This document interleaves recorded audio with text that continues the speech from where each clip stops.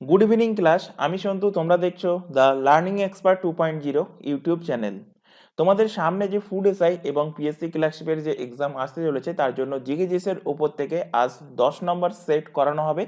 তো এর আগে অলরেডি আমরা জিকেজিএস এর উপর থেকে 9টা সেট কমপ্লিট করে নিয়েছি। যদি তোমরা সেই ক্লাসগুলো না দেখে থাকো, ওপরে আই বাটনে দেখবে একটা লিঙ্ক শো হচ্ছে, অথবা এই চ্যানেলের ডেসক্রিপশন বক্সটা ফলো করো, তার মধ্যে দেখবে প্লে লিস্টের লিঙ্ক প্রোভাইড করা আছে। সেটার উপর ক্লিক করলে যে ক্লাসগুলো অলরেডি হয়ে গেছে সেগুলো সেখান থেকে তোমরা পরপর করে নিতে পারবে। একটা কথা বলে রাখি, ক্লাসের শুরুতে প্রথম থেকে শেষ পর্যন্ত ক্লাসগুলো দেখবে। যদি ক্লাস স্কিপ করে দেখার মনোভাব থাকে তাহলে প্রথমেই বলবো ক্লাস এখান থেকেই স্কিপ করে চলে যাও, পুরো ক্লাস তোমাদের দেখার দরকার নেই। যারা প্রথম থেকে শেষ পর্যন্ত ক্লাস দেখবে তাদেরই কিন্তু তোমাদের এক্সাম পয়েন্ট অফ ভিউ থেকে বেনিফিট হবে। আর যারা এখনো আগের ক্লাসগুলো করনি তাদেরকে বারবার বলছি অবশ্যই অবশ্যই আগের ক্লাসগুলো করে নেবে। তো শুরু করছি আজকে 10 নম্বর ক্লাস। আজকের ক্লাসে ফার্স্ট কোশ্চেন দেখো, প্যারাদ্বীপ বন্দর কোন রাজ্যে অবস্থিত? ভালো কোশ্চেন, ইম্পর্টেন্ট কোশ্চেন। এবং এর আগে এই 9টা সেটের যে ক্লাস হয়েছে তার মধ্যে কিন্তু একটা সেটে আমি পড়িয়েছিলাম যে প্যারাদ্বীপ কোন রাজ্যের। তো প্যারাদ্বীপ হলো উড়িষ্যা রাজ্যের বন্দর। অপশন নাম্বার সি এর কিন্তু সঠিক অ্যান্সার। এই প্যারাদ্বীপ বন্দরটা উড়িষ্যার পূর্ব উপকূলে বঙ্গোপসাগরের তীরে অবস্থিত। এখানে যে চারটে অপশন আছে, চারটে যে রাজ্য, প্রত্যেকটা রাজ্যই কিন্তু উপকূলবর্তী অঞ্চল, অর্থাৎ প্রত্যেকটা রাজ্যেই কিন্তু কোনো না কোনো বন্দর আছে। তো যাই হোক, এই উড়িষ্যার পূর্ব উপকূলে অবস্থিত বঙ্গোপসাগরের তীরে এই প্যারাদ্বীপ বন্দরটা অবস্থিত। এবং এই প্যারাদ্বীপ বন্দরের গঠন করা হয়েছিল, স্টেবলিশ করা হয়েছিল কবে? 1966 সালে। এটা একটা কৃত্রিম পোতাশ্রয়। মাথায় রাখবে, কোশ্চেন দেবে প্যারাদ্বীপ বন্দর কৃত্রিম পোতাশ্রয় কিনা। তো প্যারাদ্বীপ বন্দর হলো কিন্তু একটা কৃত্রিম পোতাশ্রয়। এবং এই বন্দরে প্রধানত যে জিনিসটা রপ্তানি করা হয় সেটা কি? সেটা হলো লৌহ আকরিক এই বন্দর থেকে রপ্তানি করা হয়। এখানে বাকি যে অপশনগুলো আছে সেগুলো যদি আমরা রিলেট করি, তো কর্ণাটকে কোন বন্দর আছে? কর্ণাটকে আছে ম্যাঙ্গালোর বন্দর। তো তোমাদের এইভাবেই কোশ্চেন দেবে, যেমনটা এই কোশ্চেনে দেওয়া আছে যে প্যারাদ্বীপ বন্দর কোন রাজ্যে অবস্থিত, তেমনই কোশ্চেন দেবে যে ম্যাঙ্গালোর বন্দর কোন রাজ্যে অবস্থিত। তো ম্যাঙ্গালোর বন্দর অবস্থিত কর্ণাটক রাজ্যে। অন্ধ্রপ্রদেশে যে বন্দর আছে সেগুলো কি? একটা হলো বিশাখাপত্তনম, বিশাখাপত্তনম। আরেকটা বন্দর হলো কৃষ্ণাপত্তনম, কৃষ্ণাপত্তনম। এই কৃষ্ণাপত্তনম হলো ভারতের সব থেকে গভীরতম বন্দর, অর্থাৎ deepest deepest port of India. ভারতের সব থেকে গভীরতম বন্দর কোনটা? সেটা হবে কৃষ্ণাপত্তনম। গোয়াতে কোন বন্দর আছে? গোয়াতে আছে মুরমুগাঁও। তো তোমাদের একটা এক্সামে কোশ্চেন দিয়েছিল, একটা নয়, এই মুরমুগাঁও বন্দরটা অনেক এক্সামেরই কোশ্চেন। যদি প্রিভিয়াস ইয়ারের কোশ্চেন ঘেটে দেখো দেখবে এই কোশ্চেনটা বহুবার দিয়েছে যে মুরমুগাঁও বন্দর ভারতের কোন রাজ্যে অবস্থিত। তো মুরমুগাঁও বন্দর অবস্থিত গোয়া রাজ্যে। এছাড়া এখান থেকে আরেকটা কোশ্চেন বহুবার তোমাদের এক্সামে দিয়েছে, ভারতের সব থেকে বড় India's India's largest largest natural port, India's largest natural বন্দর, ন্যাচারাল পোর্ট কোনটা?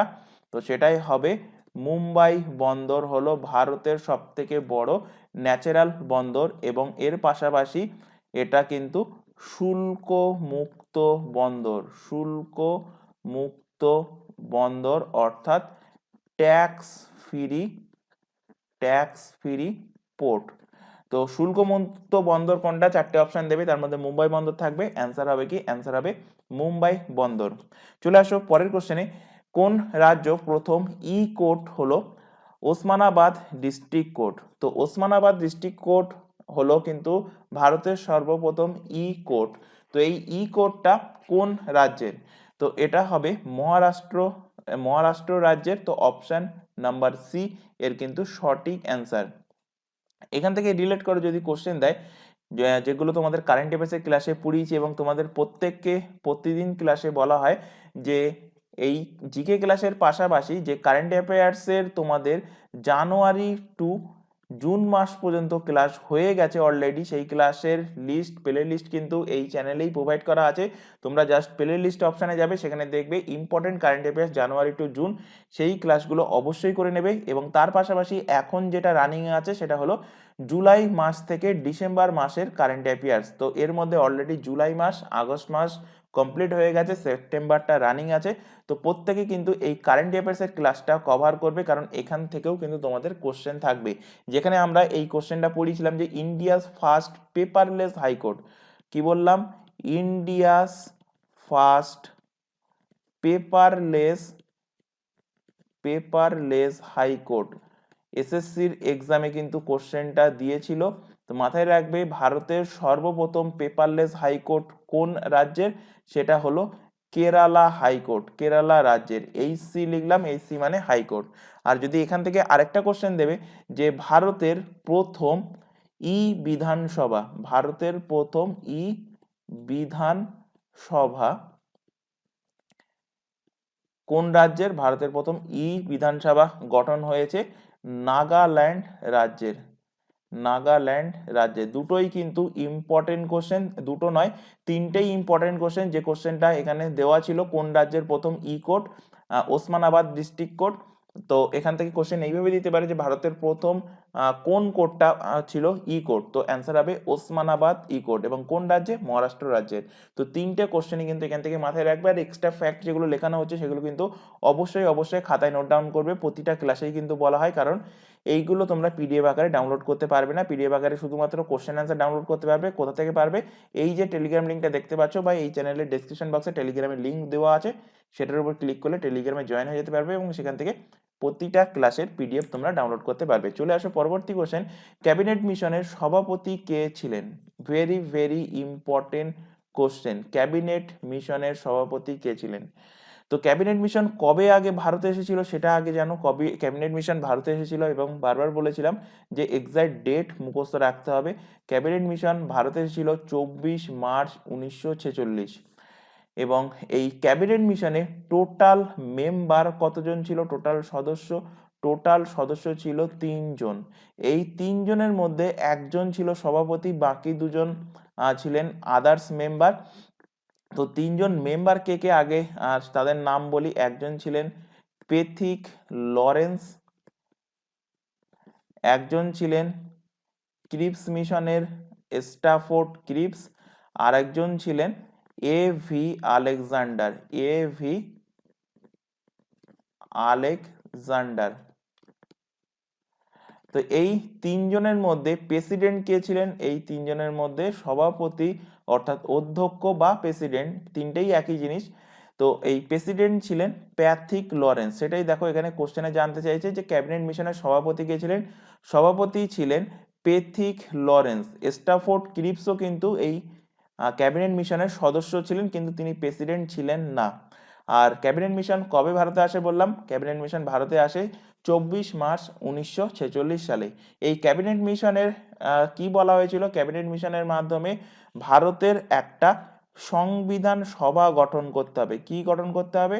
সংবিধান সভা গঠন করতে হবে। এবং এই সভার সদস্য কতজন হবে বলা ছিল, সদস্য সংখ্যা হবে বলা ছিল 389 সদস্য। বহুবার এক্সামে কোশ্চেন দিয়েছে, কোশ্চেনটা কিন্তু মাথায় রাখবে যে ক্যাবিনেট মিশন অনুযায়ী সংবিধান সভাতে কতজন সদস্য হওয়ার কথা ছিল, 389 সদস্য হওয়ার কথা ছিল। কিন্তু পরবর্তীতে মুসলিম লীগ এবং ইন্ডিয়ান ন্যাশনাল কংগ্রেসের মধ্যে বিবাদের ফলে এবং যে সমস্ত রাজারা ছিল তারা তাদের প্রতিনিধিত্বে না পাঠানোর ফলে 389 জন সদস্য হয়নি, শেষ পর্যন্ত 299 জন সদস্য নিয়ে কিন্তু সংবিধান সভা গঠন হয়েছিল। কিন্তু যে কোশ্চেনটা এক্সামে দিয়েছে বারবার সেটা হলো এইটা যে ক্যাবিনেট মিশনের সংবিধান সভাতে কতজন সদস্যের কথা বলা ছিল, 389 সদস্যের কথা বলা ছিল। এছাড়া এখান থেকে আরো আরেকটা কোশ্চেন দিয়েছে যে ক্যাবিনেট মিশনে পাকিস্তানের প্রস্তাব ছিল কিনা।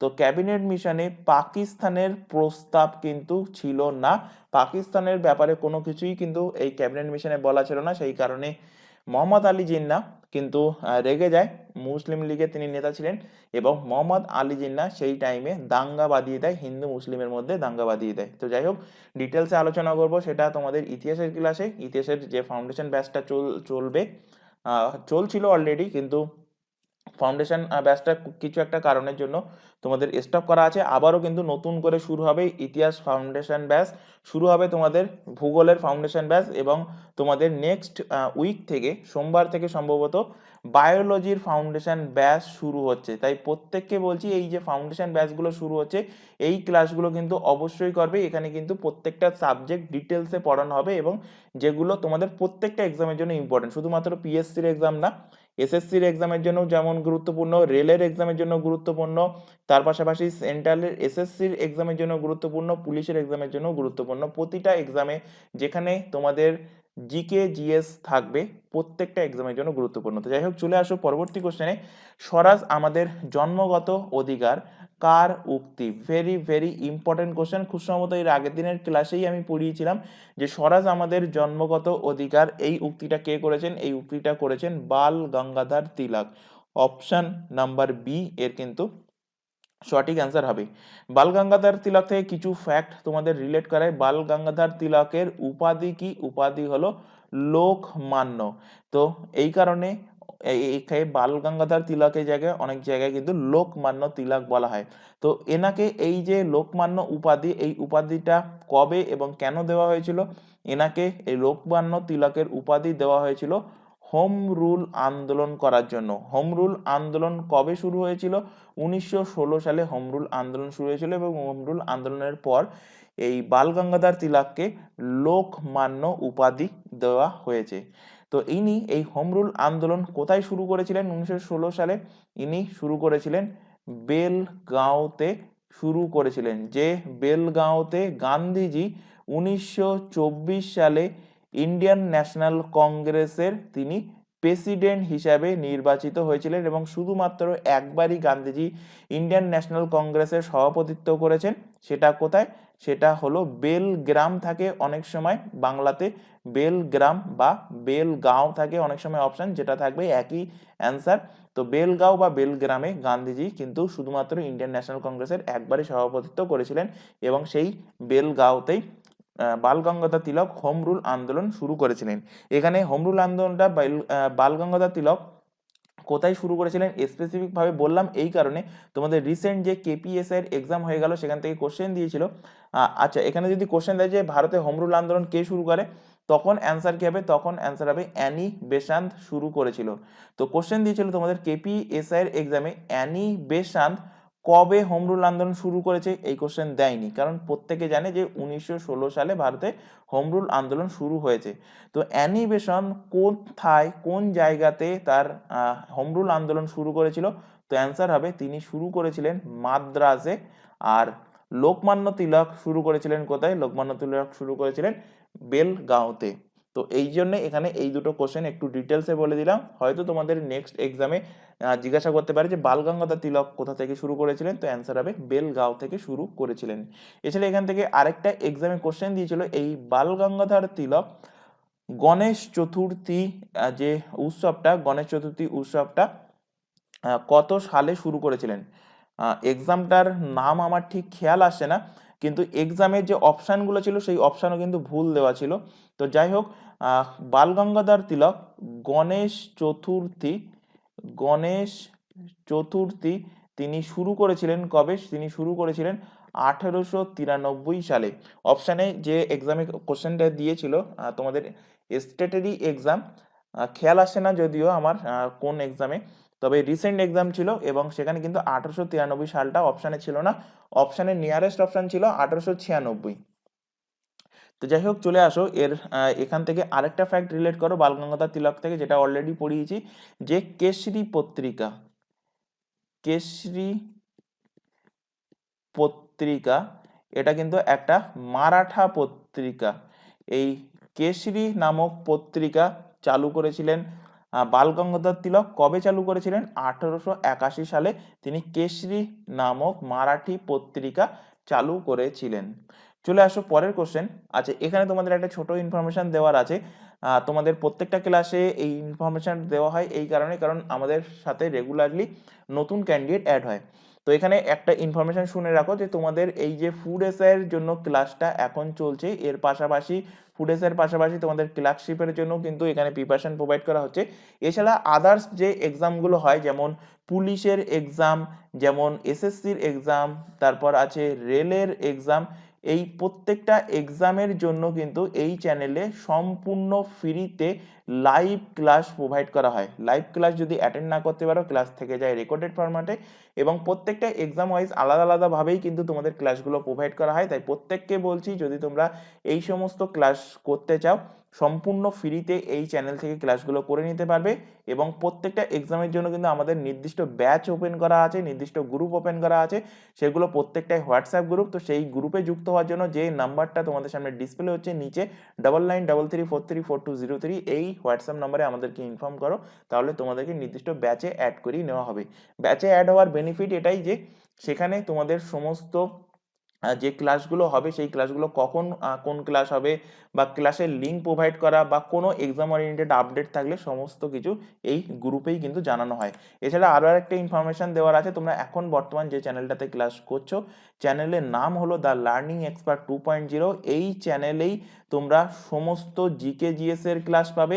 এই চ্যানেলে তোমরা কারেন্ট অ্যাফেয়ার্সের ক্লাস পাবে, ইংলিশের ক্লাস পাবে, রিজনিংয়ের ক্লাস পাবে, দ্য লার্নিং এক্সপার্ট 2.0।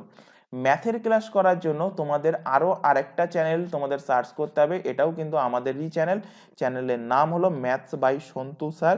এখানে অলরেডি ম্যাথের ক্লাস শুরু হয়ে গেছে। তাই প্রত্যেককে বলছি, তোমাদের সামনে যে সমস্ত এক্সামের জন্য তোমরা প্রিপারেশন নিতে চাও, তো সেই এক্সামের জন্য সম্পূর্ণ প্রিপারেশন এই দুটো চ্যানেল থেকেই নিতে পারবে। চ্যানেল দুটোকে সাবস্ক্রাইব করে রাখো, বেল আইকনকে অল নোটিফিকেশন সেট করে রাখো, এবং নিজের নিজের এক্সামের জন্য তোমরা চ্যানেল দুটো থেকে প্রিপারেশন নিতে থাকো। চলে আসো পরবর্তী কোশ্চেন, কোনটির মধ্যে দিয়ে শব্দ সঞ্চালিত হয় না? বহুবার রিপিটেড কোশ্চেন, বিভিন্ন এক্সামে কোশ্চেন দিয়েছে। শব্দ কোন জায়গার মাধ্যমে, কোন মাধ্যমের মধ্যে দিয়ে যেতে পারে না? তো শূন্য মাধ্যমের মধ্যে দিয়ে শব্দ কখনো যেতে পারে না। অপশন ডি এর কিন্তু সঠিক অ্যান্সার। মাথায় রাখবে, বহুবার এই কোশ্চেনটা কিন্তু এক্সামে দিয়েছে। শব্দ শোনার জন্য যে কোনো বাস্তব মাধ্যম দরকার, হয় তোমার কঠিন মাধ্যম লাগবে, নতুবা তরল মাধ্যম লাগবে, নতুবা বায়বীয় মাধ্যম লাগবেই লাগবে। এই তিনটে মাধ্যম ছাড়া কিন্তু শব্দ যেতে পারে না। শব্দ যেতে গেলে যে কোনো না যে কোনো একটা মাধ্যম লাগবে। আর যদি মাধ্যম না থাকে তাহলে আমরা সেই শব্দ শুনতে পারবো না। যেমন একটা এক্সাম্পল দিচ্ছি, সূর্যে কিন্তু সর্বদা বিস্ফোরণ হচ্ছে, কিন্তু যেহেতু মহাকাশে কোনো গ্যাসীয় মাধ্যম নেই, বা কোনো কঠিন বা তরল মাধ্যম নেই, অর্থাৎ এই তিনটে বাস্তব মাধ্যম নেই, সেই কারণে সূর্যের নিয়ন্ত্রিত হওয়া বিস্ফোরণের শব্দ আমরা কিন্তু শুনতে পাই না। তাই কি বললাম, শব্দ শূন্য মাধ্যম। আর ভ্যাকিউম মানে কি, ভ্যাকিউম মানে সেখানে হাওয়া শূন্য এরিয়া, তো সেই মাধ্যমের মধ্যে দিয়ে শব্দ কিন্তু যেতে পারে না, শব্দ সঞ্চালিত হয় না। চলে আসো পরের কোশ্চেন, 1955 সাল খ্রিস্টাব্দে ভারতীয় পার্লামেন্ট অস্পৃশ্যতা বিরোধী আইন পাশ করে সংবিধানের কোন ধারা অনুসারে? অর্থাৎ অস্পৃশ্যতা বিরোধী বলতে অ্যাবলিশন অফ আনটাচেবিলিটি। এই অ্যাবলিশন অফ আনটাচেবিলিটি কোন নম্বর আর্টিকেলে বলা আছে? বলা আছে আর্টিকেল নাম্বার 17-তে। অপশন নাম্বার সি এর কিন্তু সঠিক অ্যান্সার হবে। এই আর্টিকেল 17, আর্টিকেল 35, এখানে আর্টিকেল 37, যদিও আর্টিকেল 37টা নয়, তো আর্টিকেল 35, আর্টিকেল 17 এগুলো সবকিছুই কিন্তু ফান্ডামেন্টাল রাইটের মধ্যে পড়ে, অর্থাৎ আমাদের মৌলিক অধিকারের মধ্যে পড়ে। কিসের মধ্যে পড়ে? মৌলিক অধিকার এর মধ্যে পড়ে। তো মৌলিক অধিকারের মধ্যে কোন আর্টিকেল থেকে কোন আর্টিকেল এর মধ্যে? মৌলিক আর্টিকেল হলো আর্টিকেল নাম্বার 12 থেকে আর্টিকেল নাম্বার 35 পর্যন্ত আর্টিকেলগুলোকে বলা হয় কি? মৌলিক অধিকার। এই মৌলিক অধিকার কোন ভাগের মধ্যে পড়ে, কোন পার্টের মধ্যে পড়ে? তো মৌলিক অধিকার পড়ে পার্ট নাম্বার 3-র মধ্যে পড়ে মৌলিক অধিকার। এছাড়া এখান থেকে কোশ্চেন দেবে, এই মৌলিক অধিকার কোন দেশের থেকে আমরা নিয়েছি? তো এই মৌলিক অধিকার নিয়েছি আমরা আমেরিকার সংবিধান থেকে, ইউএস এর সংবিধান থেকে আমরা মৌলিক অধিকার নিয়েছি। চলে আসো পরবর্তী question, Cape of Good Hope দিয়ে ভারতে আসার সমুদ্রপথ আবিষ্কর্তার নাম কি? তো কেপ অফ গুড হোপ দিয়ে ভারতে আসার সমুদ্র পথ আবিষ্কর্তার নাম হলো Vasco da Gama. Vasco da Gama হলেন প্রথম ব্যক্তি যিনি ভারতে আসার সমুদ্র পথ আবিষ্কার করেছিলেন। তিনি কবে ভারতে এসেছিলেন? তিনি ভারতে এসেছিলেন 1498 খ্রিস্টাব্দে এবং ভাস্কো দা গামা একজন কিন্তু পর্তুগিজ নাবিক ছিলেন। তাই এখান থেকে তোমাদের কোশ্চেন দেবে যে প্রথম কোন ইউরোপিয়ানরা ভারতে এসেছিল। তো প্রথম পর্তুগিজরাই কিন্তু ভারতে এসেছিল। এবং এখান থেকে কোশ্চেন দেবে যে ভারত থেকে সর্বশেষ কোন ইউরোপিয়ানরা গিয়েছে। তো সর্বশেষও কিন্তু গিয়েছে এই পর্তুগিজরা। কবে গিয়েছে? 1961 সালে। পর্তুগিজদের ঘাঁটি কোথায় ছিল? পর্তুগিজদের ঘাঁটি ছিল গোয়াতে। তো গোয়া থেকে 1961 সালে পর্তুগিজরা গিয়েছে। তাই এখান থেকে কোশ্চেন দেবে যে ভারতে সর্বপ্রথম এবং সর্বশেষ কোন ইউরোপিয়ানরা সর্বপ্রথম এসেছিল এবং সর্বশেষ কোন ইউরোপিয়ানরা চলে গিয়েছে। তো অ্যান্সার কি হবে? অ্যান্সার হবে Vasco da Gama. Vasco da Gama 1498 সালে ভারতের কোন বন্দরে আসে? ভারতের কেরালার কালিকট বন্দরে তিনি এসেছিলেন। কোথায় এসেছিলেন? কালিকট বন্দরে তিনি এসেছিলেন। চলে আসো পরবর্তী কোশ্চেন। উপজাতি লোকদেরকে প্রথম আদিবাসী বলে সম্বোধন করেছিলেন। তো উপজাতি লোকদের আদিবাসী বলে সম্বোধন করেন কে? Thakkar Bappa. Option number B এর কিন্তু সঠিক অ্যান্সার হবে। এখানে বাকি অপশনগুলো যদি রিলেট করি, জ্যোতিবা ফুলে এটা কিন্তু মোস্ট ইম্পর্টেন্ট, কারণ রিসেন্টলি যে তোমাদের কেপিএসআই এর এক্সাম হলো সেখানে কোশ্চেন দিয়েছিল সত্য শোধক সমাজ। কি দিয়েছিল? সত্য শোধক সমাজ। তো সত্য শোধক সমাজের প্রতিষ্ঠাতাকে? তো সত্য শোধক সমাজের প্রতিষ্ঠাতা হলেন জ্যোতিবা ফুলে। মহাত্মা গান্ধী থেকে রিলেট করো। মহাত্মা গান্ধী এক্ষুনি পড়ালাম, তো সেটা পয়েন্টটা বাদ দিয়ে অন্য ফ্যাক্ট রিলেট করাচ্ছি। এখান থেকে যদি কোশ্চেন দেয়, মহাত্মা গান্ধীর দ্বারা ভারতের প্রথম সত্যাগ্রহ, মহাত্মা গান্ধী দ্বারা ভারতের প্রথম সত্যাগ্রহ কবে হয়েছিল? 1917 সালে হয়েছিল। কি সত্যাগ্রহ? চম্পারণ সত্যাগ্রহ। এই চম্পারণ সত্যাগ্রহ কোন স্টেটে হয়েছিল? চম্পারণ সত্যাগ্রহ হয়েছিল বিহারে।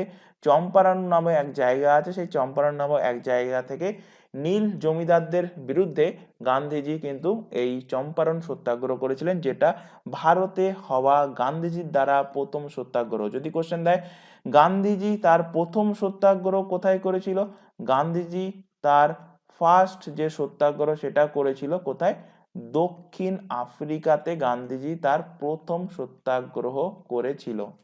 এখান থেকে আরো আরেকটা পয়েন্ট রিলেট করো গান্ধীজি থেকে। গান্ধীজি ভারত ছাড়ো আন্দোলনের সময় অর্থাৎ কুইট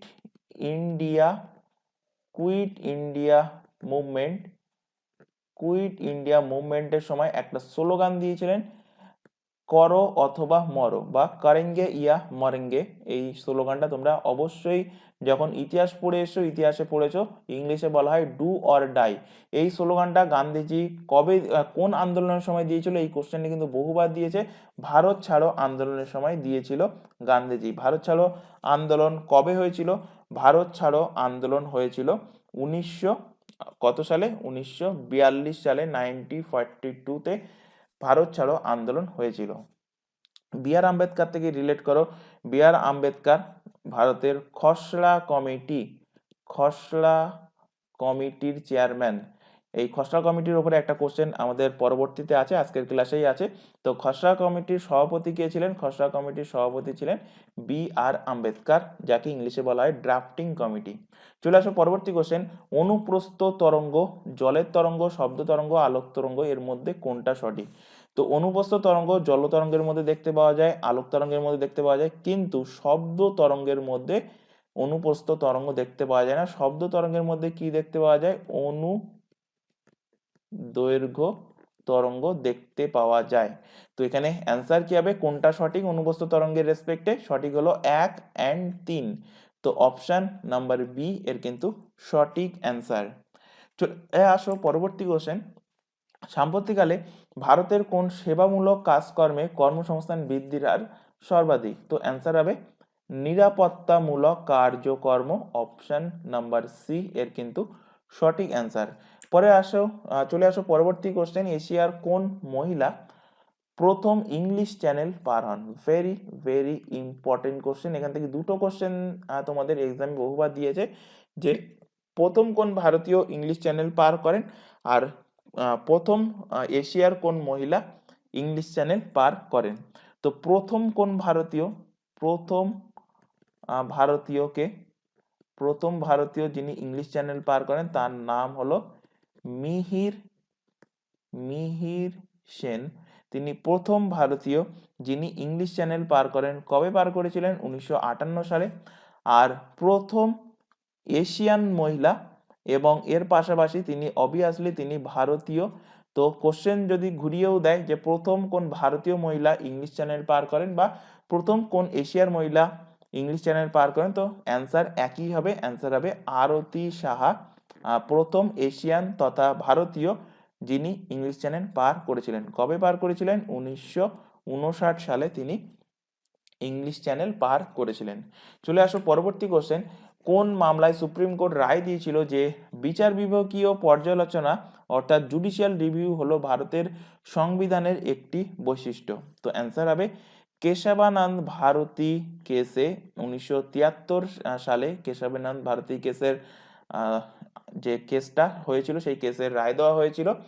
তো এই কেসেই বলা হয়েছিল যে সুপ্রিম কোর্ট রায় দিয়েছিল বিচার বিভাগীয় পর্যালোচনা ভারতের সংবিধানের একটা বৈশিষ্ট্য, অর্থাৎ জুডিশিয়াল রিভিউ ভারতের সংবিধানের একটা বৈশিষ্ট্য। এর পাশাপাশি এই কেসে সুপ্রিম কোর্ট আরেকটা রায় দিয়েছিল যে পার্লামেন্টের কাছে একটা অধিকার আছে, কোন আর্টিকেল অনুযায়ী? আর্টিকেল 368 অনুযায়ী সংবিধানে যে সমস্ত আর্টিকেলগুলো প্রোভাইড করা আছে সেই আর্টিকেলগুলোকে প্রয়োজনে তারা সংশোধন করতে পারবে। এবং এর পাশাপাশি আমাদের যে মৌলিক অধিকার ফান্ডামেন্টাল রাইটস আছে, ফান্ডামেন্টাল রাইট এক্ষুনি তোমাদের পড়ালাম, আর্টিকেল নাম্বার 12 থেকে আর্টিকেল নাম্বার 35 পর্যন্ত, এইগুলোকেও পার্লামেন্ট একমাত্র কিন্তু চেঞ্জ করতে পারে। কিন্তু এই কেশবানন্দ ভারতী কেসের ক্ষেত্রে এই ফান্ডামেন্টাল রাইট নিয়ে কেরালা সরকার আর কেশবানন্দ ভারতীর মধ্যে কিন্তু এই ঝামেলাটা হয়েছিল, এই কেসটা হয়েছিল।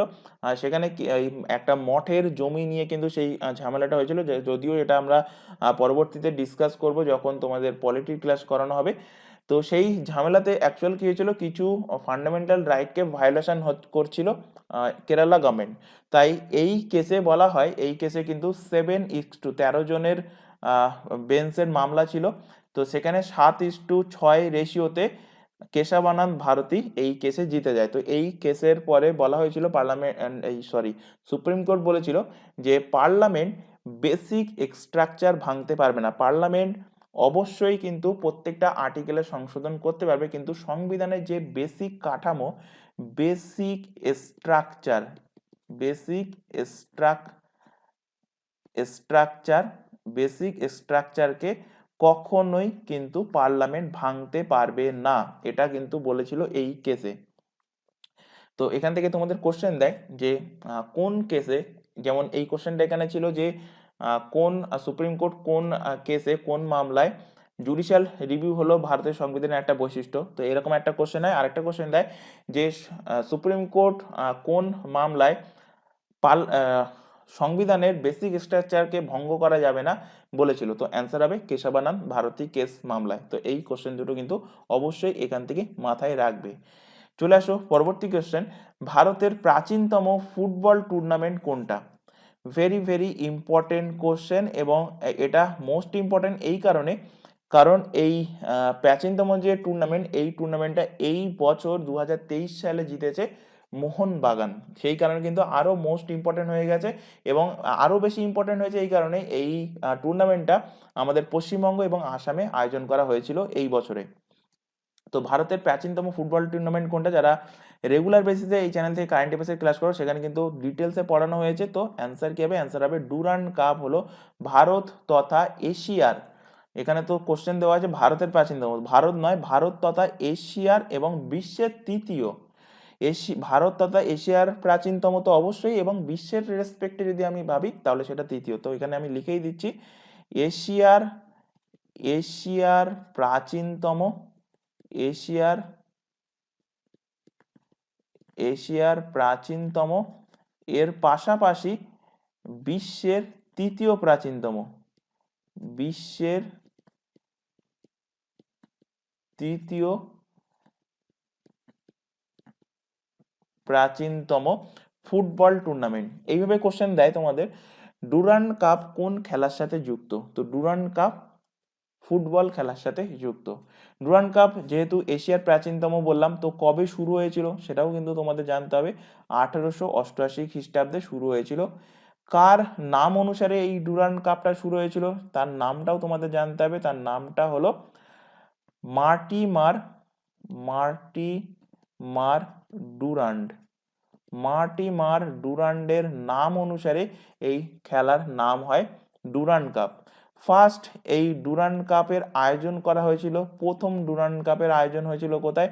প্রথম ডুরান্ড কাপের আয়োজন হয়েছিল ভারতের হিমাচল প্রদেশের সিমলাতে প্রথম ডুরান্ড কাপের আয়োজন হয়েছিল। কোশ্চেন এখান থেকে যেটা দেবে যে এই বছর 2023-এ ডুরান্ড কাপের আয়োজন কোথায় হয়েছে? ডুরান্ড কাপের আয়োজন দুটো জায়গায়, ওয়েস্ট বেঙ্গল এবং আসাম দুটো জায়গায় মিলে আয়োজন হয়েছে। তার থেকে মোস্ট ইম্পর্টেন্ট যে কোশ্চেনটা দেবে যে এই বছর জিতেছে কে? তো এই বছর জিতেছে মোহনবাগান। মোহনবাগান কলকাতারই একটা ক্লাব, মোহনবাগান ক্লাব উইনার হয়েছে। রানার্স আপ কে হয়েছে, অর্থাৎ কাকে পরাজিত করে জিতেছে? তো এটাও কিন্তু কলকাতার একটা ফেমাস ক্লাব। তার নাম কি? তার নাম হলো ইস্ট বেঙ্গল। ইস্ট বেঙ্গলকে হারিয়ে মোহনবাগান 2023-এ ডুরান্ড কাপের খেতাব জিতেছে। তো এই ফ্যাক্টগুলো মাথায় রাখবে। যেহেতু এটা ওয়েস্ট বেঙ্গল এবং আসামে হয়েছিল, তো কততম ডুরান্ড কাপের আয়োজন করা হয়েছিল? 132তম ডুরান্ড কাপের আয়োজন করা হয়েছিল।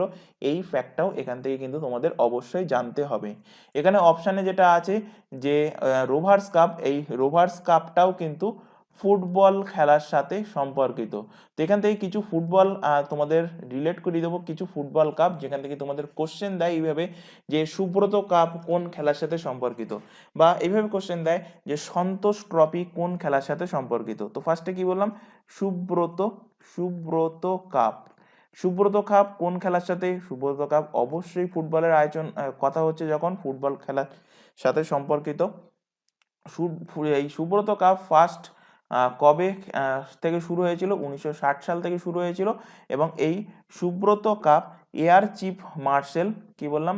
এয়ার চিফ মার্শাল সুব্রত মুখার্জির নাম অনুসারে, air chief marshal Subrata Mukherjee এনার নাম অনুসারে এই কাপের নাম হয় কি? এই কাপের নাম হয় সুব্রত কাপ। এছাড়া এখান থেকে রিলেট করো আরেকটা কাপ, সন্তোষ ট্রফি। সন্তোষ ট্রফি সন্তোষ ট্রফি এটাও কিন্তু ফুটবল খেলার সাথে সম্পর্কিত। সন্তোষ ট্রফি এই বছর কে জয়লাভ করেছে 2023-এ? সেটাই তোমাদের ইম্পর্টেন্ট। তো জিতেছে কে? জিতেছে কর্ণাটক। কর্ণাটক জিতেছে এই বছর সন্তোষ ট্রফি। চলে আসো পরবর্তী কোশ্চেনে। সাম্প্রতি পশ্চিমবঙ্গ থেকে প্রয়াত হলেন সুব্রত, এখানে একটুখানি মিস্টেক হয়েছে, টাইপিং মিস্টেক, একটুখানি কারেকশন করে নেবে। সুব্রত মুখোপাধ্যায়, এখানে কারেকশন করে নেবে। সুব্রত মুখোপাধ্যায় সম্প্রতি মারা গিয়েছেন। তিনি কোন ক্ষেত্রের সাথে সম্পর্কিত? তিনি রাজনীতির সাথে সম্পর্কিত। জাস্ট অনলাইনার ফরম্যাটে মাথায় রাখবে, অপশন বি এর কিন্তু সঠিক অ্যান্সার। চলে আসো পরবর্তী কোশ্চেন। তৃতীয় পানিপথের যুদ্ধে কারা পরাজিত হয়েছিল? Most important question. তৃতীয় পানিপথের যুদ্ধ, প্রথম পানিপথের যুদ্ধ এবং সেকেন্ড পানিপথের যুদ্ধ কাদের মধ্যে হয়েছিল, কবে হয়েছিল? বিশেষ করে প্রথম পানিপথের যুদ্ধ কোন ডেটে হয়েছিল, সেই ডেট কিন্তু এক্সামে এখন তোমাদের জানতে চাইছে। তো যাই হোক, এখানে তৃতীয় পানিপথের যুদ্ধ কারা পরাজিত হয়েছিল আগে জানো যে তৃতীয় পানিপথের যুদ্ধ কবে হয়েছিল? তো তৃতীয় পানিপথের যুদ্ধ হয় 1761 সালে। কার কার মধ্যে হয় তৃতীয় পানিপথের যুদ্ধ? তৃতীয় পানিপথের যুদ্ধ হয় আফগান এবং মারাঠাদের মধ্যে। তো আফগানের হয়ে লড়েছিল কারা? আফগানের হয়ে লড়েছিল আহমেদ শাহ আফদালি। আহমেদ শাহ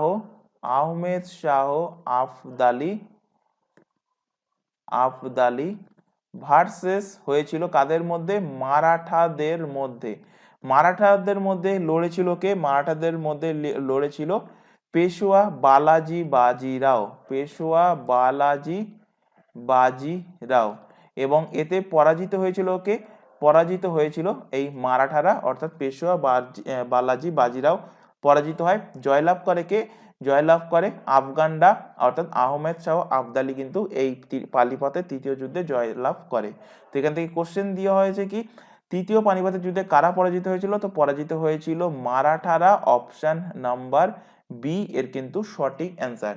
আচ্ছা, এখানে তোমাদের একটা কথা বলে রাখি, এই যে আমি তৃতীয় পানিপথের যুদ্ধ কাদের কাদের মধ্যে হয়েছে, আহমদ শাহ আবদালি ভার্সেস মারাঠা আমি লিখেছি, তো যে উইনার তার নাম আমি ফার্স্টে লিখেছি, যে লুজার তার নাম কিন্তু আমি লাস্টে লিখেছি। এইভাবেই কিন্তু তোমরা এখন থেকে নোট ডাউন করবে, তার ফলে কি হবে, যখনই তোমরা কোথাও এইভাবে পয়েন্ট আউট করবে তাহলে তোমরা সহজেই বুঝতে পারবে ফার্স্ট নাম যে সে হলো উইনার, লাস্ট নাম যে সে হলো লুজার, এবং এইভাবেই কিন্তু তোমাদের বইতেও লেখা থাকে।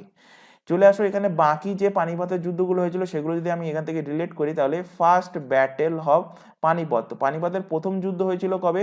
21 এপ্রিল 1526 সালে। কার কার মধ্যে হয়েছিল? বাবর ভার্সেস ইব্রাহিম লোদির মধ্যে হয়েছিল। বাবর এবং ইব্রাহিম লোদির মধ্যে পরাজিত হয়েছে কে? অবভিয়াসলি লাস্টে যার নাম লিখেছি ইব্রাহিম লোদি পরাজিত হয়, বাবর জয়লাভ করে, এবং এই পানিপথের প্রথম যুদ্ধের পর বাবর ভারতে মুঘল সাম্রাজ্যের প্রতিষ্ঠাতা করে। তাই কোশ্চেন যদি দেয় মুঘল সাম্রাজ্যের প্রতিষ্ঠাতাকে, অ্যান্সার হবে বাবর। এবং বাবরের লেখা যে আত্মজীবনী এর আগের দিনের ক্লাসেই পড়িয়েছি, তুজো-ই বাবরি, যেটাকে পরবর্তীতে পার্সিয়ান ভাষায় কনভার্ট করা হয়েছে, যার নাম হলো বাবর নামা।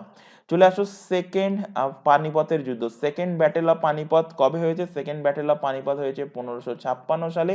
কার কার মধ্যে হয়েছে? হয়েছে আকবর এবং হিমুর মধ্যে। কার কার মধ্যে? আকবর ও হিমুর মধ্যে, আকবর ভার্সেস হিমু। তো আকবরের হয়ে কে লড়াই করেছিল? আকবরের হয়ে লড়াই করেছিল আকবরের সেনাপতি বৈরম খান। বৈরম খা এবং হিমুর মধ্যে। তো অনেক জায়গায় অপশানে তোমাদের দেয় যে বৈরম খা এবং হিমুর মধ্যে, তো অ্যান্সার হবে কি বৈরম খা, বা বৈরম খার প্রতিনিধিত্ব, মানে কার প্রতিনিধিত্ব হিসাবে বৈরম খা লড়াই করেছিলেন? আকবরের প্রতিনিধিত্ব হিসেবে কিন্তু বৈরম খা লড়াই করেছিলেন। চলে আসো পরবর্তী কোশ্চেন। ভ্রূণ মেসোডাম থেকে তৈরি সংকোচন প্রসারণশীল বিশেষ ধরনের টিস্যুকে কি বলা হয়? তো ভ্রূণ মেসোডাম থেকে তৈরি যে সংকোচন প্রসারণশীল বিশেষ ধরনের টিস্যু, তাকে বলা হয় কি? বলা হয় পেশি টিস্যু, মাসেল টিস্যু বলা হয়। অপশন নাম্বার বি এর কিন্তু সঠিক অ্যান্সার। পরে চলে আসো কোশ্চেন, রেডিয়াম কে আবিষ্কার করেন? অনেক এক্সামে কোশ্চেনটা দিয়েছে। তো রেডিয়াম আবিষ্কার করেছিলেন দুজন মিলে। আচ্ছা, রেডিয়ামের পারমাণবিক সংখ্যা কত? রেডিয়ামের পারমাণবিক সংখ্যা হলো 88। এটা আবিষ্কার করেন কে? এটা আবিষ্কার করেন হাজব্যান্ড অ্যান্ড ওয়াইফ, একজন হলেন মাদাম কুরি, আর একজন হলেন পিয়ের কুরি। এরা দুজনের মিলেই কিন্তু এই রেডিয়ামের আবিষ্কর্তা। তো এখানে দেখো একজনেরই নাম প্রোভাইড করা আছে অপশনের মধ্যে, মাদাম কুরি এর কিন্তু সঠিক অ্যান্সার হবে। এই মাদাম কুরি থেকে রিলেট করো, এখান থেকে কোশ্চেন দেয় যে প্রথম কোন মহিলা নোবেল প্রাইজ পেলেন? তো first woman to get Nobel prize, প্রথম মহিলা যিনি নোবেল প্রাইজ পেয়েছেন তার নাম কি? তার নাম হলো মাদাম কুরি। এছাড়া মাদাম কুরি থেকে আরো আরেকটা ফ্যাক্ট, প্রথম first person who goat first person who goat 2 Nobel prize, প্রথম ব্যক্তি যিনি দুটো নোবেল প্রাইজ পেয়েছেন। দুটো নোবেল প্রাইজ কিন্তু অনেকেই পেয়েছেন, কিন্তু প্রথম হিসাবে কে পেয়েছেন? প্রথম হিসাবে পেয়েছেন ম্যাডাম কুরি, এবং তিনি প্রথম মহিলা হিসেবেও কিন্তু নোবেল প্রাইজ পেয়েছেন। তিনি কোন কোন সাবজেক্টে পেয়েছেন এই দুটো নোবেল প্রাইজ? একটা ছিল ফিজিক্সে আর একটা ছিল কেমিস্ট্রিতে। এই দুটো সাবজেক্টের ওপরে ম্যাডাম কুরি কিন্তু নোবেল প্রাইজ পেয়েছেন। এখানে রেডিয়ামের প্রসঙ্গ যেহেতু আসলো, এখান থেকে আরো কিছু ফ্যাক্ট তোমাদের রিলেট করাবো। যদি কোশ্চেন দেয় যে তেজস্ক্রিয়তা কে আবিষ্কার করেন? তো তেজস্ক্রিয়তা আবিষ্কার করেন, তার নাম হলো হেনরি তার নাম হলো হেনরি বেকারেল। Henry Becquerel. এই কারণে তোমাদের এখান থেকে কোশ্চেন দেয় যে তেজস্ক্রিয়তার একক কি। তো তেজস্ক্রিয়তার একক হলো এই হেনরি বেকারেল থেকে, বেকারেল হলো তেজস্ক্রিয়তার একক। এছাড়া এখান থেকে রিলেট করো, ডাল্টনের নাম যেহেতু দেওয়া আছে, তো ডাল্টন কিসের জনক? ডাল্টন হলেন পরমাণুবাদের জনক। কিসের জনক? পরমাণুবাদের জনক হলেন ডাল্টন। অর্থাৎ অ্যাটমের আবিষ্কার কে করেছিলেন? অ্যাটমের আবিষ্কার অর্থাৎ পরমাণুবাদ তত্ত্বের আবিষ্কার করেছিলেন ডাল্টন। পরমাণুর মধ্যে কি কি থাকে? পরমাণুর মধ্যে থাকে প্রোটন, থাকে ইলেকট্রন, থাকে নিউট্রন। তো এইগুলো কে কে আবিষ্কার করেন? এখান থেকে কোশ্চেন দেয়। তো প্রোটন কে আবিষ্কার করেন? প্রোটন আবিষ্কার করেন গোল্ডস্টেন। গোল্ডস্টেন প্রোটন আবিষ্কার করেন। কবে আবিষ্কার করেছিলেন? না মনে রাখলেও হবে, 1886 সালে তিনি আবিষ্কার করেছিলেন। প্রোটনের পরে আবিষ্কার হয় কিন্তু ইলেকট্রন। প্রোটনের পরে আবিষ্কার কি হয়? প্রোটনের পরে আবিষ্কার হয় ইলেকট্রন। ইলেকট্রন কে আবিষ্কার করেন? J J Thomson. J J Thomson আবিষ্কার করেন। কবে করেন? 1897 সালে আবিষ্কার করেন। এর বেশ কিছু পরে আবিষ্কার হয় নিউট্রন। এর বেশ কিছু পরে আবিষ্কার হয় কি? নিউটন। কে আবিষ্কার করেছেন James James Chadwick. James Chadwick কবে আবিষ্কার করেন? 1932 সালে তিনি আবিষ্কার করেন। তাহলে ফার্স্টে আবিষ্কার হয় প্রোটন, ফার্স্টে আবিষ্কার হয় পরমাণুবাদ, তারপরে প্রোটন, তারপরে ইলেকট্রন, তারপরে আবিষ্কার হয় কিন্তু নিউটন। কে কে আবিষ্কার করেন? এক্সামের কোশ্চেন হয়েছে এখান থেকে, তো এখান থেকে পড়িয়ে দিলাম, অবশ্যই কিন্তু মাথায় রাখবে। চলে আসো পরবর্তী কোশ্চেন। মহাত্মা গান্ধীর ঐতিহাসিক ডান্ডি অভিযান কোথা থেকে সূচিত হয়েছিল? কোথা থেকে শুরু হয়েছিল? এর আগের দিনের ক্লাসে কিংবা তার আগের দিনের ক্লাসে কিন্তু সম্ভবত এখান থেকে একটা কোশ্চেন ছিল, যে লবণ সত্যাগ্রহ, সেই লবণ সত্যাগ্রহের সময় কিন্তু পড়িয়েছিলাম যে গান্ধীজি তার ডান্ডি অভিযান শুরু করেছিল কোথা থেকে? গুজরাটের সবরমতী আশ্রম থেকে শুরু করেছিল। কবে তিনি শুরু করেছিলেন? তিনি শুরু করেছিলেন 12 মার্চ 1930 সালে। তিনি ডান্ডির অভিমুখে যাত্রা শুরু করেছিলেন সবরমতী আশ্রম থেকে। তার 78 জন অনুগামীকে নিয়ে গান্ধীজি গুজরাটের সমুদ্র উপকূলে ডান্ডি নামক একটা গ্রাম আছে, সেই ডান্ডি নামক গ্রামে পর্যন্ত পদযাত্রা শুরু করেন এবং এই ঘটনাটা ডান্ডি অভিযান নামে পরিচিত। এখানে বাকি যে অপশানগুলো আছে সেগুলো যদি আমরা এখান থেকে রিলেট করাই, তো চম্পারণ সত্যাগ্রহ এক্ষুনি তোমাদের পড়লাম, যেটা গান্ধীজির ভারতে করা প্রথম সত্যাগ্রহ। কবে হয়েছিল? 1917 সালে। চৌরি চৌরা ঘটনা কবে হয়? কোশ্চেন দিয়েছে, বা চৌরি চৌরা স্থানটা কোন রাজ্যে বা কোথায় অবস্থিত? তো চৌরি চৌরা ঘটনা হয়, এক্সাক্ট ডেট মুখস্থ রাখতে হবে, 4 ফেব্রুয়ারি। চৌরি চৌরা ঘটনা আশা করি তোমরা প্রত্যেকে জানো, একবার একটুখানি ছোট করে বলে দিচ্ছি। চৌরি চৌরা ঘটনায় কি হয়েছিল? একটা জায়গায় সেখানে কিছু জনগণ জমা হয়ে সেখানে বিদ্রোহ দেখাচ্ছিল। কিসের বিরুদ্ধে? মদের কাউন্টারের বিরুদ্ধে। মদের দোকান যাতে ভেঙে দেওয়া হয় বা না খোলা হয় সেই কারণে বিদ্রোহ দেখাচ্ছিল। তো সেখানে গিয়ে ইংরেজরা আন্দোলন করে, ইংরেজরা সেই বিদ্রোহ ভাঙার চেষ্টা করে এবং গুলি চালানোর ফলে একজন আন্দোলনকারী মারা যায়। এর ফলে জনতা বেশি ক্ষিপ্ত হয়ে যায় এবং সেই স্থানের পাশে যে একটা পুলিশ চৌকি ছিল চৌরি চৌরাতে, সেই পুলিশ চৌকিতে সেই ক্ষুব্ধ জনতা চলে যায়, পুলিশ চৌকি ভাঙচুর করে এবং পুলিশ চৌকিকে আগুন ধরিয়ে দেয় এবং এর ফলে পুলিশ চৌকির মধ্যে থাকা প্রায় 18 জন না 20 জন মতো পুলিশ কর্মী কিন্তু মারা যায়, জ্যান্ত পুড়ে মারা যায়। তো এই ঘটনাটাই কিন্তু চৌরি চৌরা ঘটনা নামে পরিচিত এবং এর আগে গান্ধীজি অসহযোগ আন্দোলন চালাচ্ছিল, নন কর্পোরেশন মুভমেন্ট, এবং এই ঘটনা এবং গান্ধীজি বলে রেখেছিল যে অহিংসভাবে আন্দোলন করতে, যেহেতু এটা হিংসাত্মক একটা ঘটনা হয়েছিল সেই কারণে এই চৌরি চৌরা ঘটনার পর গান্ধীজি সেই অসহযোগ আন্দোলনটাকে স্টপ করে দেয়। তো চৌরি চৌরা ঘটনা কবে হয়েছিল? 4 ফেব্রুয়ারি 1922 সালে। কোথায় এই চৌরি চৌরা? এই চৌরি চৌরাটা উত্তরপ্রদেশে অবস্থিত। উত্তরপ্রদেশের কোথায় অবস্থিত? উত্তরপ্রদেশের গোরখপুরে এই চৌরি চৌরাটা অবস্থিত। চলে আসো পরবর্তী কোশ্চেন। সাম্প্রতি প্রয়াত কেশরীনাথ ত্রিপাঠী কোন রাজ্যের প্রাক্তন রাজ্যপাল ছিলেন? তো কেশরীনাথ ত্রিপাঠী আমাদের পশ্চিমবঙ্গেরই কিন্তু তিনি প্রাক্তন রাজ্যপাল ছিলেন। অপশন নাম্বার ডি এর কিন্তু সঠিক অ্যান্সার হবে। এখন বর্তমানে আমাদের রাজ্যপালকে পশ্চিমবঙ্গের, এখন বর্তমানে পশ্চিমবঙ্গের গভর্নর হলেন সিভি আনন্দ বোস, সিভি আনন্দ বোস। এর আগে যিনি গভর্নর ছিলেন তিনি এখন বর্তমানে আমাদের উপরাষ্ট্রপতি বা রাজ্যসভার চেয়ারম্যান। যিনি উপরাষ্ট্রপতি হন তিনি রাজ্যসভার চেয়ারম্যান হন, অর্থাৎ তার নাম জগদীপ ধনখড়। আর এই কেশরীনাথ ত্রিপাঠী ইনি 2014 থেকে 2019 পর্যন্ত তিনি আমাদের তিনি আমাদের পশ্চিমবঙ্গের রাজ্যপাল অর্থাৎ গভর্নর ছিলেন। চলে আসো পরের কোশ্চেন। সরকারি চাকরি কেন্দ্রীয় রাজ্য উভয় লাভের জন্য তফসিলি জাত ও উপজাতিদের দাবিগুলোকে বিবেচনা করার কথা সংবিধানের কোন ধারায় বলা হয়েছে? তো এটা বলা হয়েছে 335 নাম্বার আর্টিকেলে, অপশন এ এর কিন্তু সঠিক অ্যান্সার। চলে আসো পরবর্তী কোশ্চেন। ভারতের শিল্প জাতীয়করণ আইন কত সালে প্রণীত হয়?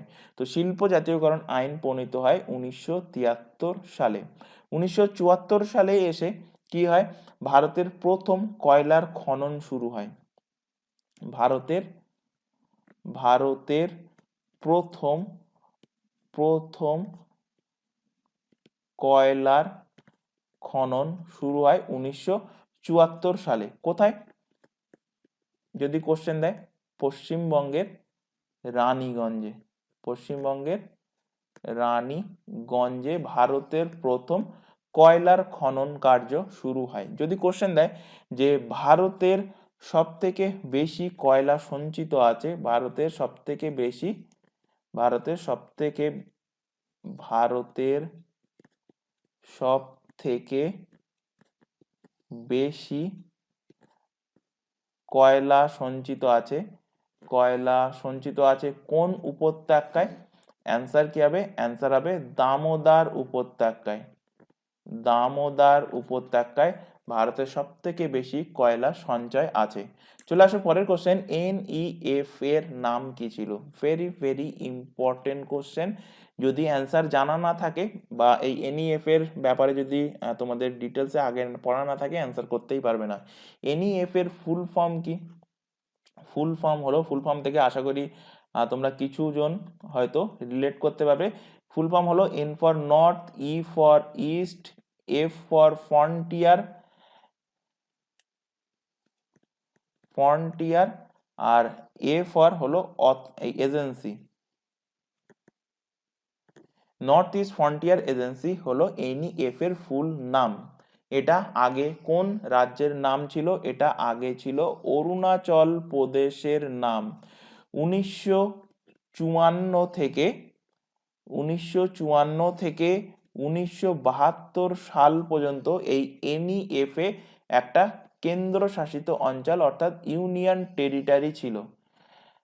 যেহেতু এটা একটা বর্ডার এরিয়া, উপরের দিকে আছে তিব্বত, চায়না, ডান সাইডে আছে মায়ানমার, সেই কারণে বর্ডার এরিয়া হওয়ার জন্য এবং ভারতের রাজধানী থেকে অনেক দূরে অবস্থান হওয়ার জন্য এখানে বাইরের কান্ট্রি যদি অ্যাটাক করে সেই কারণে কিন্তু এটাকে ইউনিয়ন টেরিটরি হিসেবে রাখা হয়েছিল। কিন্তু পরবর্তীতে এই নর্থ ইস্ট ফ্রন্টিয়ার এজেন্সির নাম পরিবর্তন হয়, নাম পরিবর্তন হয়ে যায় অরুণাচল প্রদেশ। কবে থেকে অরুণাচল প্রদেশ একটা রাজ্য হিসেবে তকমা পায়? 1987 সাল থেকে অরুণাচল প্রদেশ একটা রাজ্য হিসেবে তকমা পায় এবং এই অরুণাচল প্রদেশ হলো ভারতের ভারতের পূর্বতম রাজ্য। ভারতের পূর্বতম রাজ্য। যদি কোশ্চেন দেয় এখান থেকে ভারতের পূর্বতম রাজ্য, তো বলে দিলাম অরুণাচল প্রদেশ, তাহলে অরুণাচল প্রদেশের কোনো না কোনো একটা জেলা যেটা ভারতের পূর্বতম জেলা। তো অ্যান্সার হবে কি? ভারতের পূর্বতম জেলা হলো অরুণাচল প্রদেশের কিবিথু। কিবিথু হলো ভারতের পূর্বতম জেলা। যদি কোশ্চেন দেয় ভারতের পশ্চিমতম পশ্চিমতম পশ্চিমতম জেলা কোনটা? তো ভারতের পশ্চিমতম জেলা হলো কচ্ছ। কচ্ছ হলো ভারতের পশ্চিমতম জেলা, যেটা কোথায় অবস্থিত? যেটা অবস্থিত গুজরাটে। অর্থাৎ গুজরাট হলো ভারতের পশ্চিমতম একটা রাজ্য। চলে আসো পরবর্তী কোশ্চেন। গণপরিষদের প্রেসিডেন্ট কে নির্বাচিত হয়েছিলেন? তো একটুখানি আগেই পড়ালাম, গণপরিষদের প্রেসিডেন্ট হিসেবে নির্বাচিত কে হয়েছিলেন? নির্বাচিত হয়েছিলেন ডক্টর রাজেন্দ্র প্রসাদ। তিনি গণপরিষদের প্রেসিডেন্ট হিসাবে নির্বাচিত হয়েছিলেন। গণপরিষদ যদি এখান থেকে কোশ্চেন দেয়, এখান থেকে দুটো কোশ্চেন দেয় এবং দুটো কোশ্চেন ম্যাক্সিমাম ক্যান্ডিডেট ভুল করে। ফার্স্ট যে কোশ্চেনটা দেবে যে গণপরিষদের গঠন কবে হয়েছিল। গণপরিষদের গঠন এক্সাক্ট ডেট মাথায় রাখতে হবে, সাল তো সবাই জানে 1946 সালে গঠন হয়েছিল। তো ডেট হলো 6 ডিসেম্বর 1946 সালে গণপরিষদের গঠন হয়। এবার এখান থেকে কোশ্চেন দেবে যে গণপরিষদের প্রথম বৈঠক কবে হয়। গণপরিষদের গঠন তো 6 ডিসেম্বর হয়েছিল, কিন্তু প্রথম বৈঠক কবে হয়? প্রথম বৈঠক হয় 9 ডিসেম্বর 1946 সালে। এবং এই যে প্রথম বৈঠক বসে, এই প্রথম বৈঠকে কিন্তু কোনো যে সভাপতিত্ব করবে সেটা কিন্তু সিলেকশন করা হয়নি। অর্থাৎ এই বৈঠক পরিচালনা করার জন্য গণপরিষদের যে সমস্ত মেম্বাররা ছিল তাদের মধ্যে সব থেকে বয়োজ্যেষ্ঠ যে মেম্বার ছিল সেই মেম্বারকে অস্থায়ীভাবে সভাপতি করা হয় সেই দিনের বৈঠকটা চালানোর জন্য। তো সেই অস্থায়ী হিসাবে সভাপতি কার করা হয়েছিল? সভাপতি করা হয়েছিল সচ্চিদানন্দ সিনহাকে করা হয়েছিল। এবং এই যে টেকনিকটা, যে সব থেকে বয়োজ্যেষ্ঠকে অস্থায়ীভাবে সভাপতি করা, এই টেকনিকটা কোন দেশ থেকে নেওয়া হয়েছে? তো এটা নেওয়া হয়েছে ফ্রান্সের থেকে। এইটা নেওয়া হয়েছে কোন দেশের থেকে? ফ্রান্সের থেকে নেওয়া হয়েছে। এবার এরপর দ্বিতীয় বৈঠক, সেকেন্ড বৈঠক কবে হয়েছিল? সেকেন্ড বৈঠক বসেছিল এর ঠিক দুদিন পর 11 ডিসেম্বর 1946। এবং এই বৈঠক, এই দুদিনের মধ্যে কিন্তু ভোটিং হয়ে গিয়েছিল যে কে স্থায়ীভাবে সভাপতি হবে। তো স্থায়ীভাবে সভাপতি নির্বাচন হয়েছে কে? নির্বাচন হয়েছিল ডক্টর রাজেন্দ্র প্রসাদ। গণপরিষদের পার্মানেন্ট মেম্বার হিসাবে, পার্মানেন্ট প্রেসিডেন্ট হিসাবে কিন্তু তিনি নির্বাচিত হয়েছিলেন। সুতরাং কোশ্চেন ভালোভাবে দেখবে যে গণপরিষদের প্রথম সভাপতিকে যদি কোশ্চেন দেয়, অ্যান্সার হবে সচ্চিদানন্দ সিনহা। কিন্তু কোশ্চেন যদি মাঝখানে একটু ঘুরিয়ে দেয় যে গণপরিষদের প্রথম স্থায়ী সভাপতিকে, অ্যান্সার হবে ডক্টর রাজেন্দ্র প্রসাদ। আর যদি অস্থায়ী উল্লেখ করে দেয়, অস্থায়ী উল্লেখ করুক বা কিছু উল্লেখ না করুক, তখন অ্যান্সার হবে সচ্চিদানন্দ সিনহা। যদি এই স্থায়ী শব্দটা উল্লেখ করে দেয় তখন অ্যান্সার হয়ে যাবে রাজেন্দ্র প্রসাদ। আশা করি জিনিসটা বোঝাতে পেরেছি। ডক্টর বি আর আম্বেদকরেরটা এক্ষুনি পড়ালাম, ইনি খসড়া কমিটির সভাপতি। খসড়া কমিটির ইনি সভাপতি ছিলেন। খসড়া কমিটির সভাপতি ছিলেন কে? ডক্টর বি আর আম্বেদকর। আচ্ছা, এখান থেকে যদি কোশ্চেন দেয় যে খসড়া কমিটিতে কতজন মেম্বার ছিল? খসড়া কমিটিতে 7 জন মেম্বার ছিল। তার মধ্যে আরো একজন মেম্বার হলেন কে এম মুন্সি। তো বাকি যে 6টা মেম্বার ছিল এই বি আর আম্বেদকর ছাড়া, সেই 6টা মেম্বারকে তাদের প্রত্যেকের নাম মুখস্থ রাখতে হবে। যখন তোমাদের পলিটি ক্লাস চলবে ডিটেলসে কিন্তু সেখানে তোমাদের পড়ানো হবে পলিটি ফাউন্ডেশন ব্যাচে।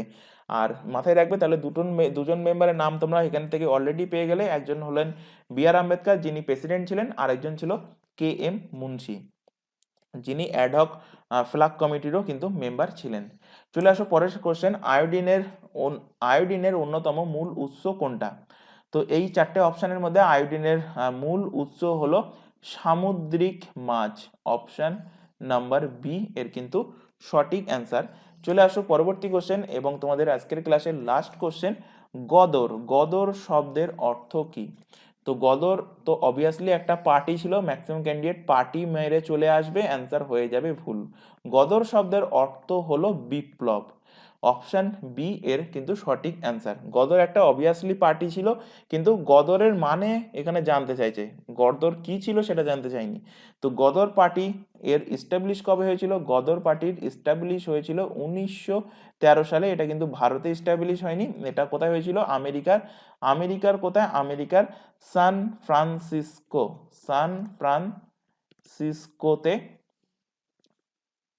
ফ্রান্সিসকো আমেরিকাতে গদর পার্টির গঠন করা হয়েছিল, ইস্টাবলিশ করা হয়েছিল। এই গদর পার্টির প্রথম নাম কিন্তু গদর পার্টি ছিল না, এর নাম কি ছিল? নাম ছিল প্যাসিফিক কোস্ট হিন্দুস্তান অ্যাসোসিয়েশন।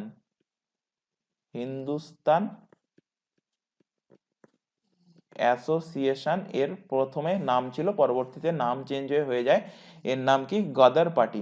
এখান থেকে কোশ্চেন দেবে যে গদার পার্টির ফাউন্ডার কে ছিল। তো গদার পার্টির মেন ফাউন্ডার যিনি ছিলেন তিনি হলেন লালা হরদয়াল। লালা হরদয়াল। এছাড়া আরো অনেক সাপোর্টিং মেম্বার ছিল। তো মেন যিনি ফাউন্ডেশন করেছেন এই গদর পার্টি তার নাম হলো কি লালা হরদয়াল। আর এখান থেকে আরেকটা কোশ্চেন দেয়, গদর পার্টির প্রথম ফার্স্ট প্রেসিডেন্ট কে হয়েছিলেন, ফার্স্ট সভাপতি কে হয়েছিলেন।